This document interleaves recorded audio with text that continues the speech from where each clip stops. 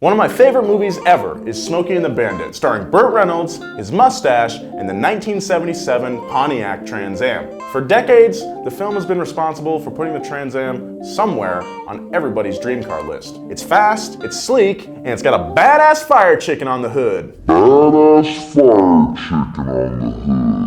The pairing of box office success and a great car cemented Pontiac's place as an automotive icon in pop culture. Pontiac's not around anymore, and that really sucks. Why'd we lose one of America's most legendary auto brands? What happened to Pontiac? I'm Nolan Sykes, and this is WheelHouse. Pontiac was around for a long time, opening their doors in 1926. General Motors introduced Pontiac to fill the gap between Chevy and the more expensive Oakland brand. So imagine GM as an apartment building. Chevy's in the entryway and Cadillac's in the penthouse, with Oakland, Oldsmobile, and Buick filling in the floors in between. GM formed Pontiac and three other brands, Viking, Marquette, and LaSalle, to build more floors. GM believed that filling these gaps would help brand loyalty and inspire customers to buy their way up the stairs, eventually making it to the penthouse. But Pontiac was the only one of the companion brands to survive, and did so by outselling Oakland by such a wide margin that Oakland was merged into Pontiac. Pontiac kept building their affordable and reliable cars through the 1950s when sales started to decline. The brand was gaining a reputation as a car for old people, and like cable TV today, young people just weren't into it, man. I'm Nolan Sykes, and I'm 63 years old. So Pontiac boss Bucky Knudsen decided to get Pontiac involved with several racing series, like NASCAR and the NHRA, with legends like Mickey Thompson and Smokey Yunick driving his cars. It was a good first step, but Pontiac really got into factory performance in 1963, when Pontiac designers led by John DeLorean, yeah, that John DeLorean, decided to soup up the Tempest Coupe.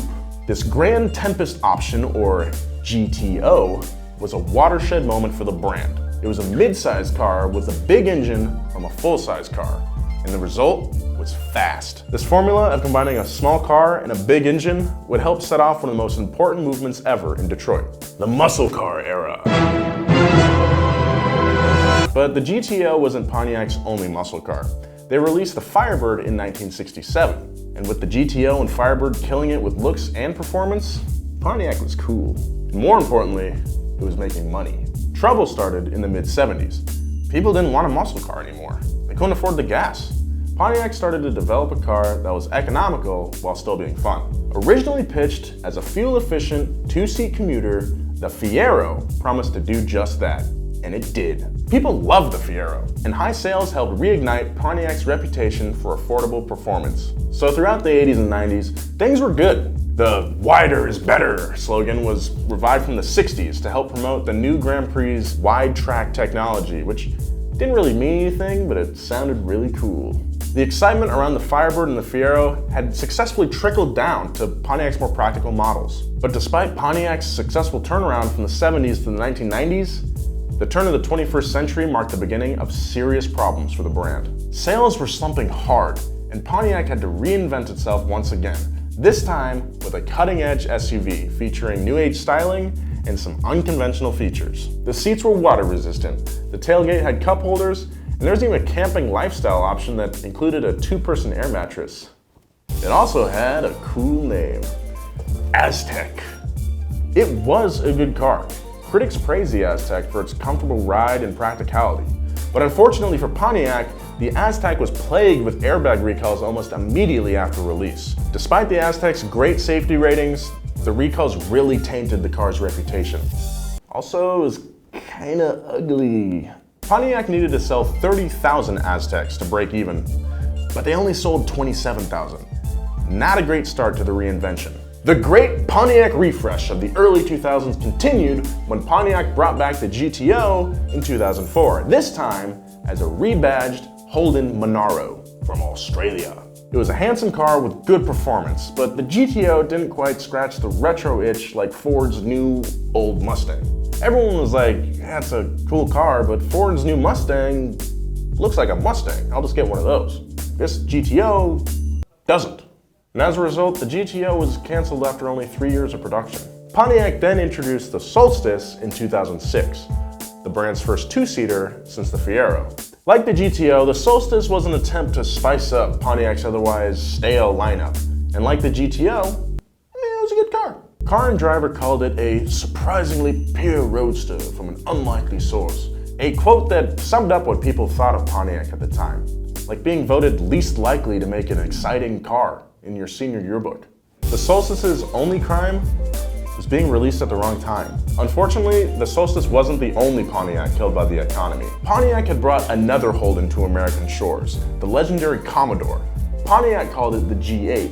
It was a four-door sedan with a V8 engine and it looked awesome.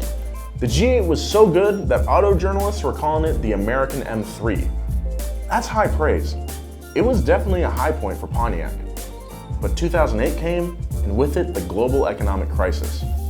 At one point, the market fell as if down a well. Down over 16%. Dow at the same time has fallen about 18%. Everyone agrees the clock is ticking for Detroit, and the casualties are already mounting. Consumers didn't have any money to spend on a new car, let alone something sporty like the G8 or Solstice.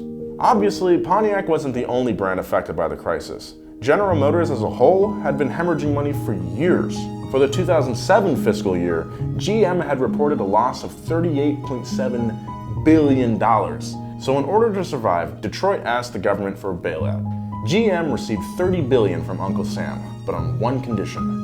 They had to slim down. Saturn, Hummer, and Pontiac all closed their doors, and Saab was sold to Dutch automaker Spyker. This decision wasn't easy for GM, but the reality was that Pontiac's attempts to rebuild the excitement just weren't successful. Despite consensus that the GTO, Solstice, and G8 were all great cars, they just didn't sell well enough to be saved by GM. In January of 2010, the last Pontiac rolled off the assembly line. There was no ceremony to mark the occasion, and no journalists were invited. The final Pontiac was a white G6 sedan, built to fill a fleet order. It was a meek representation of a brand with a long history of pushing the boundaries. They helped invent the muscle car. They were one of the only American companies to mass produce something mid-engine. And the Aztek, yeah, it was ugly, but it was ahead of its time. It was one of the first crossover SUVs, which are huge nowadays. But in the end, Pontiac was a mismanaged shadow of its former self that only returned to its performance roots when it was too late.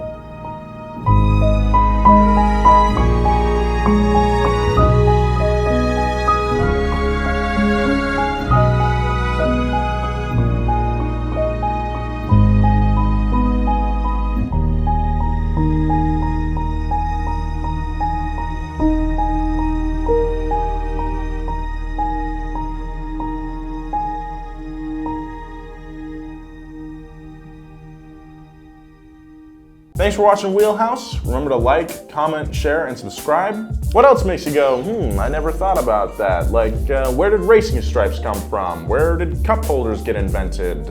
Why do we drive on the right-hand side of the road? We're gonna be covering all this coming up on WheelHouse. We got a lot of new shows now. We got WheelHouse with me on Monday. Tuesdays is Matt Field's Corvette build. Love watching that. Thursdays, come on, it's up to speed. Fridays is The Bestest with Tony. He's ranking top 10 everything in the automotive world. It's a different list every week. We got shirts back in stock now, guys. It's shop.donut.media. You can get yourself your own, and I'll see you in the street wearing one and think you're one of my coworkers. Pat you on the back, and guess what? I don't know you, and it's weird.